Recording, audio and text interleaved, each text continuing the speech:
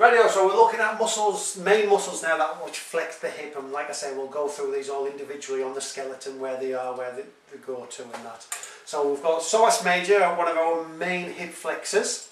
We've also got our iliacus, another massive hip flexor muscle. So between the two of them, they produce the most hip flexion work. Yeah, our iliopsoas muscle, it's called collectively, but individually, Psoas Major, iliacus. We've also got our sartorius, that was that muscle that I sang Duran Duran to. Yeah.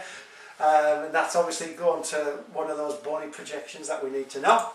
Rectus femoris, another big muscle, two joint muscle, crosses over the knee joint as well as the hip joint. It's one of our main quadricep muscles.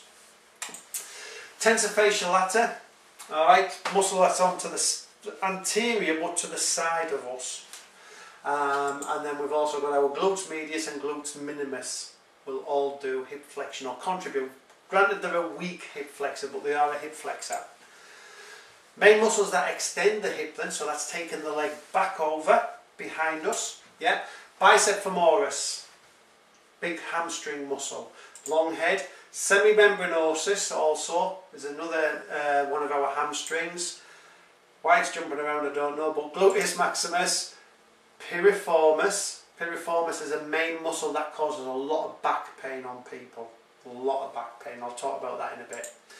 Quadratus femoris, small muscle in the glute region, and semitendinosus, another one of the hamstring groups. Muscles that abduct the hip, so take the hip away out to the side. You're looking at tensor fasciae latae does that. Gluteus medius and minimus, piriformis. Yeah, so we've already mentioned those muscles as muscles that work, you know, in other actions. So some muscles have dual roles. They don't just flex; they'll also abduct as well. And then muscles that are going to adduct the hip: Pectineus, Adductor longus, Adductor brevis, Adductor magnus, and gracilis. Those five make up your adductor muscles, so they're the muscles that pull the leg inwards. Following that, you've got Gluteus maximus. Semimembranosus will also adduct the hip, along with semitendinosus due to their insertion points, and also quadratus femoris, and iliacus to a small degree. Muscles that will externally rotate, so you imagine laid on your back with your legs straight. If you let your feet fall out to the side, that's external rotation of the hip. Piriformis is a main external rotator, and it causes a lot of problems with lower back pains. Superior and inferior gemellus, these are small muscles, little muscles in the glute region. We've also internal and external obturator, they're small muscles in the glute region also, nice to know. Quadratus femoris, again glute region, but it's a small muscle, nice to know.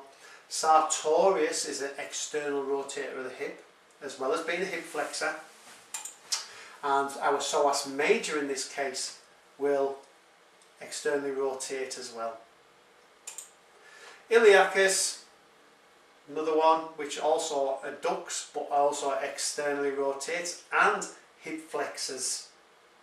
So it's trying to work out what's going on with all of them.